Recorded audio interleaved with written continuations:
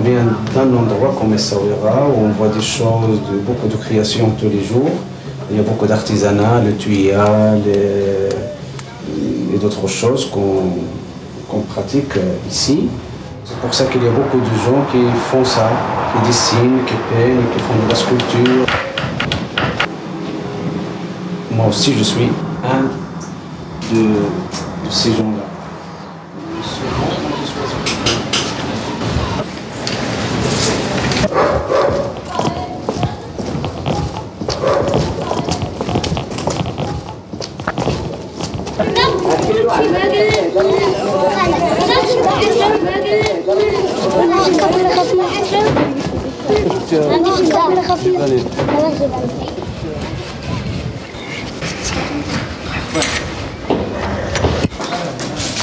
شتي يا سيدي انت راه عاطيني الحانوت باش نبات عليا.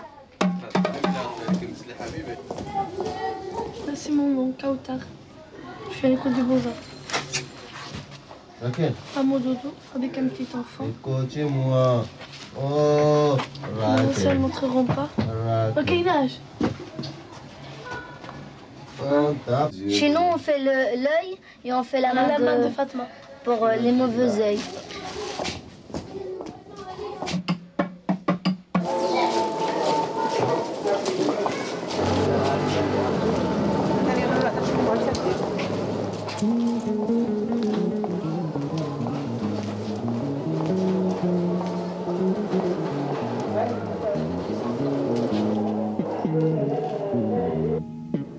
Je suis الحيلة القراقية.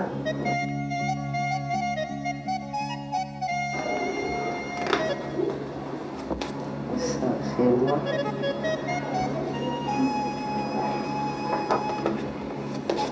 Ça, c'est la porte atelier.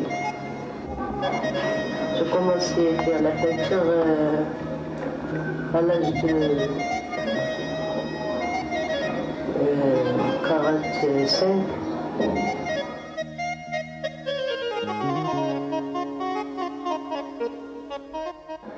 Je sens que j'ai joué pour moi. Mon première connaissance avec moi.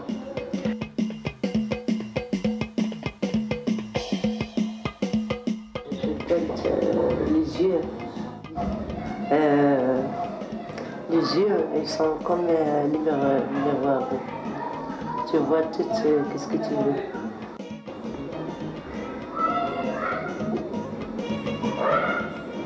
Il est passé la guerre de l'Indochine, la France. Et la bonheur. Le bonheur, c'est le moyen pour prendre une maison pour moi seul. Pour travailler encore. Voilà.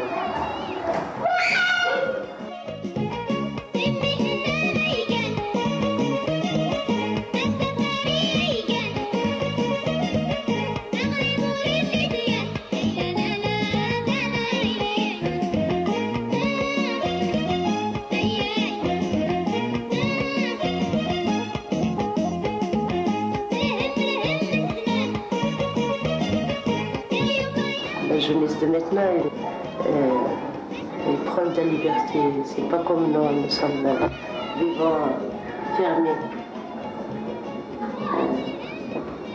L'homme, il sortait fermé, il rentre fermé. Pas de confiance, il n'a fait pas confiance à la femme.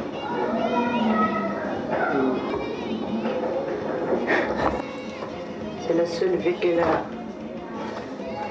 Il reste le hik. Moi, je trouve le hik comme la maison.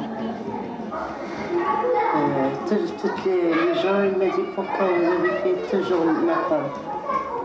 Toujours la femme, les yeux.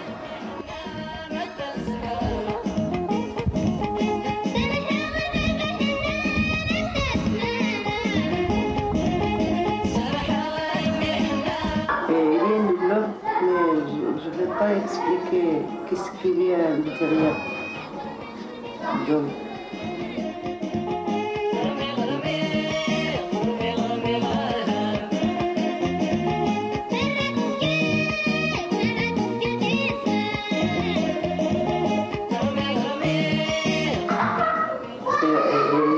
femme, il n'y a pas d'homme, il n'y a pas de vie. Il faut toujours la femme et l'homme. Et c'est ça, comme ça la vie.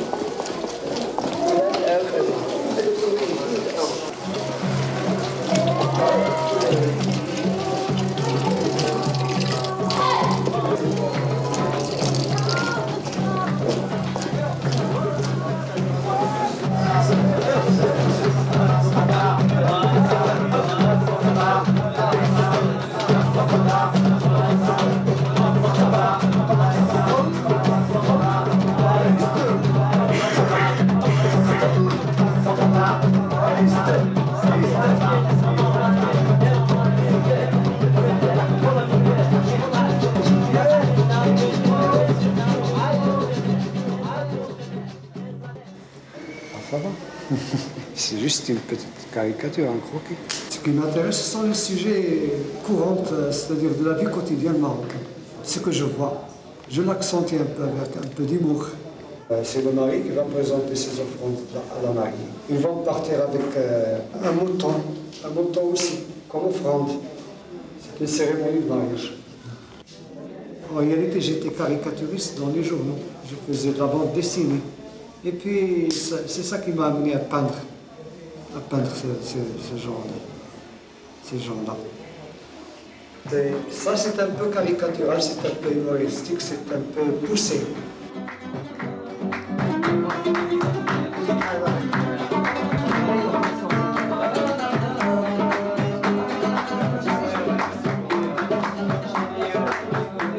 L'école coranique, l'école traditionnelle.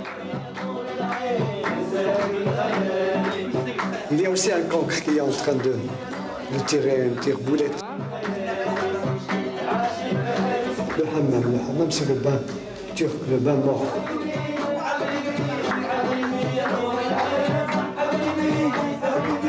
C'est le marchand de ferraille. L'arracheur de dents là, l'arracheur de dents avec l'anesthésie locale. Il y a la terre. C'est une cérémonie de thé. Voilà. Voilà, il y a le monsieur. Le cadre. Très bien. Maintenant, je vais sécher ça avec un séchoir. C'est sec. Je prends le rouge d'abord. Aspirer pour nettoyer bien les pinceaux. Le jaune ici. C'est ça. Maintenant, je pense à une autre couleur. J'ai fini pour les couleurs vitrail. Je vais prendre les couleurs, d'autres couleurs opaques. Voilà le mélange. Ça, c'est une petite démonstration, mais en réalité, on peut décorer la robe avec des fleurs. Là, j'essaie de ne pas peindre la théière. Voilà. Là, ça fait le tapis maintenant. Pour l'instant, je vais faire le fond. Le fond, je vais choisir H mon fond radiné. Qu'est-ce que je dois faire? Je dois faire un orangé. Bon, je vais essayer d'arranger ça en faisant ça.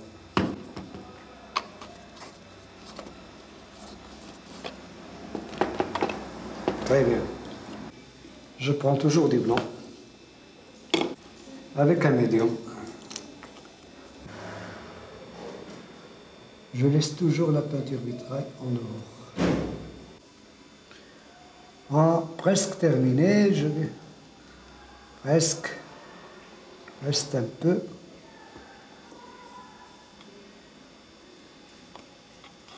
Je vais voir ce que j'ai fait. Par transparence, je vais voir ce que j'ai fait. Là, j'ai arrivé un peu à faire une petite démonstration, mais je vais sécher ça. Maintenant, on va voir le résultat final.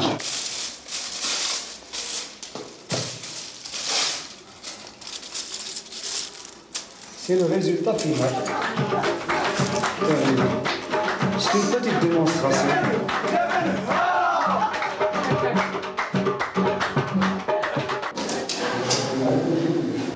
Des mots, je les trouve partout, dans la rue, partout.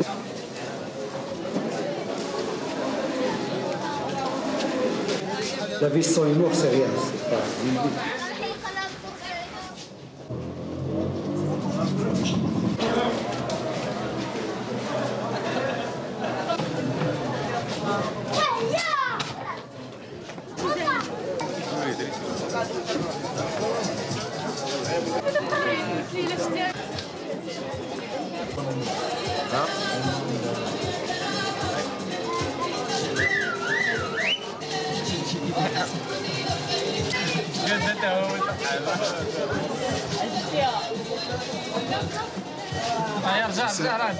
Il y a une plaque là-bas en haut, vive la monarchie.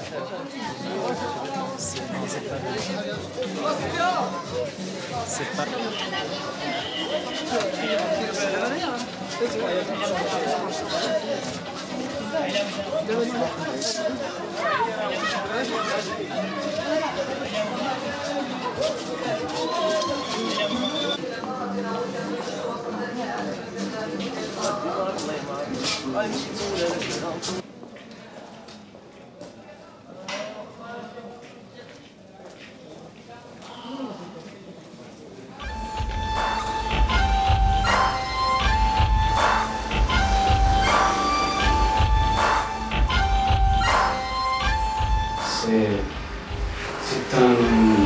C'est un arabe qui séduit à côté, c'est des Kabyles.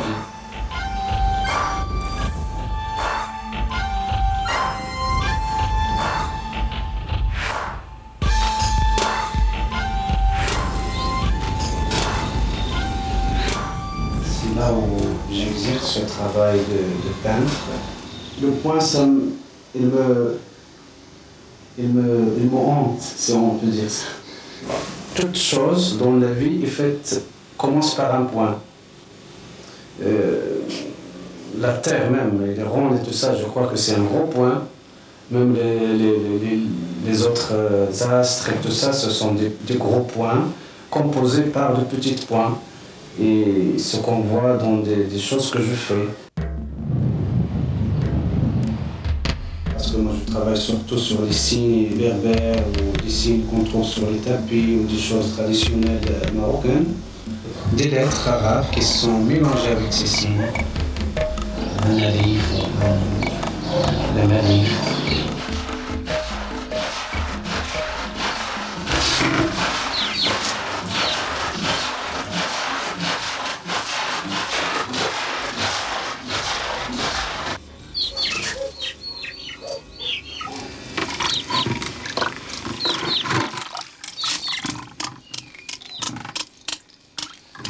Le cercle, ce n'est qu'une forme, mais c'est pas vraiment délimité. Ça continue. Et ces choses qui dépassent, c'est la continuation. Même ici à l'intérieur, le carré non plus n'est pas défini comme carré. Il y a toujours de l'espoir pour continuer, pour sortir de la case. C'est là que je me retrouve. Il se fait du bien, on est vivant, on est en contact avec le reste du monde.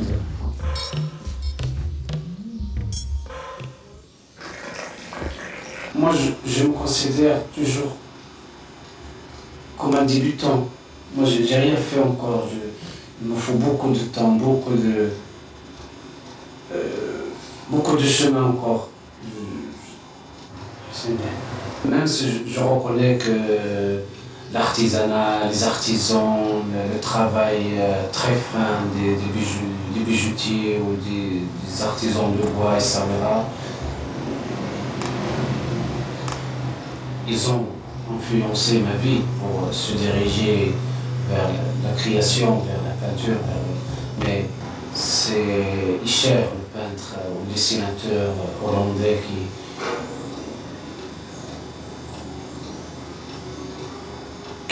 qui m'a vraiment mis sur l'orbite, comme on dit. il s'est passé quelque chose dans moi.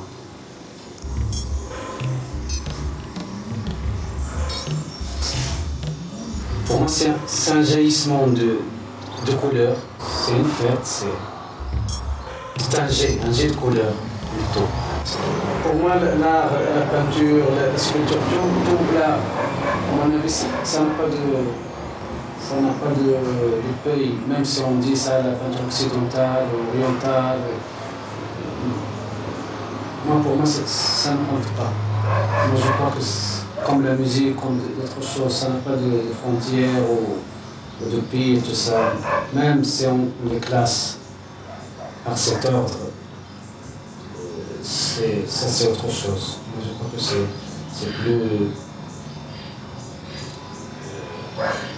c'est plus vaste, c'est plus ample que ça.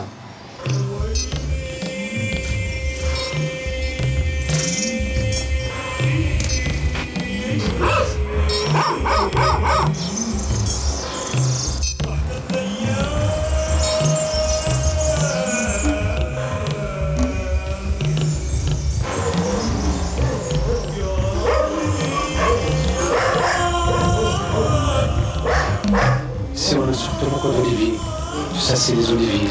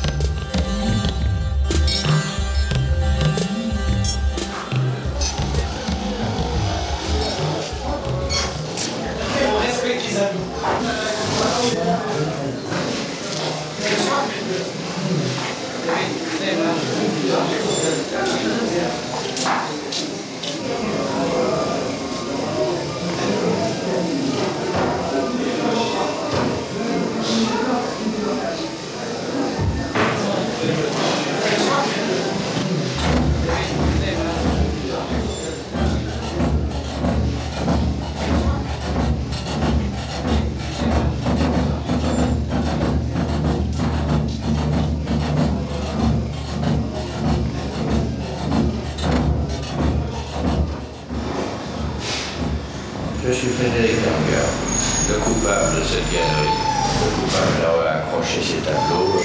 Voilà, des artistes qui sont fortement influencés par leurs racines africaines, la berbérité de cette région, et qui sont une nouvelle vague d'artistes très créatifs, très spontanés surtout. Une des vedettes, c'est la première découverte que j'avais faite dans cette région, c'est Mohamed Tabal, qui fait partie de cette confrérie d'anciennes esclaves déportés ici il y a très longtemps et qui se livre à un rituel de Beléginawa qui ressemble au vaudou.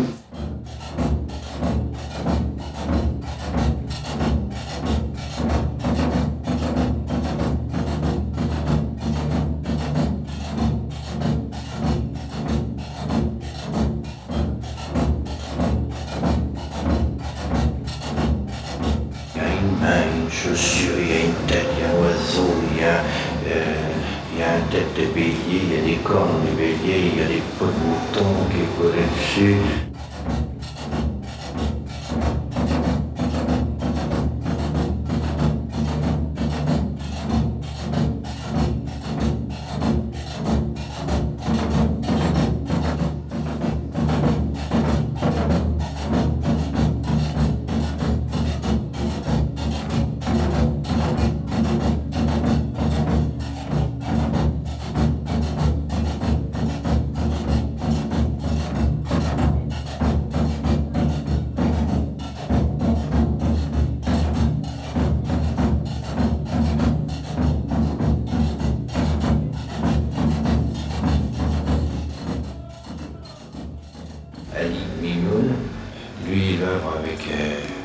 beaucoup d'animaux aussi et un univers qui est proche du symbole de la magie. Il y a beaucoup de caméléons, de salamandres, de scorpions et autres objets dans ces tableaux.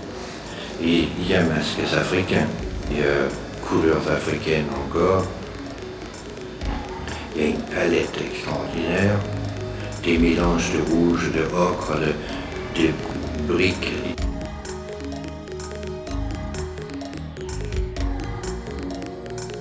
Il utilise la sueur qu'il mélange avec la colle et des teintes végétales ou minérales et qu'il applique sur un fond de contreplaqué ou d'Israël. Et c'est avec ça qu'il forme ce relief qui est là.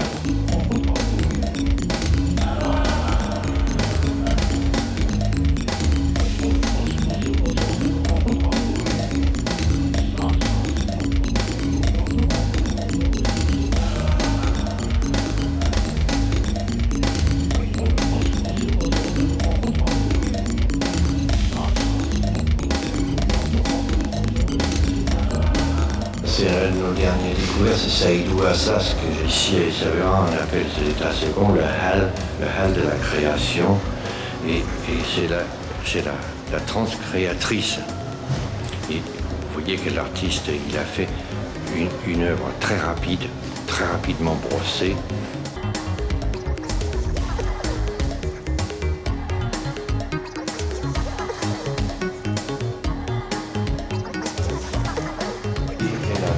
Cet artiste est fortement inspiré par les Aïssaouira, ses confréries aussi de la trance. Cet artiste est aussi un grand rêveur et un très grand mystique. Et c'est une composition délirante. Il y a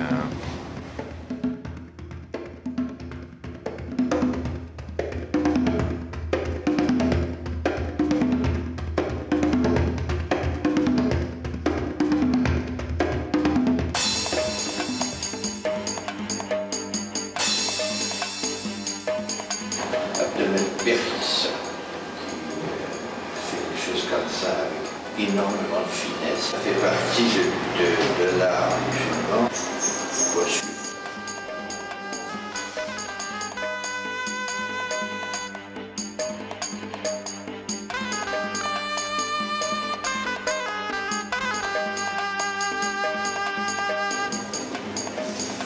Serline et Youssef sont d'origine berbère. Et là, les couleurs sont typiquement berbères. Le jaune domine, le rouge, le vert, le bleu. Voilà les 4 couleurs qui, avec quelques nuances pastel, qui fait partie. Les bestiaires là, qui sont là sont très inspirés des gravures rupestres qu'on trouve dans la région où ils sont nés.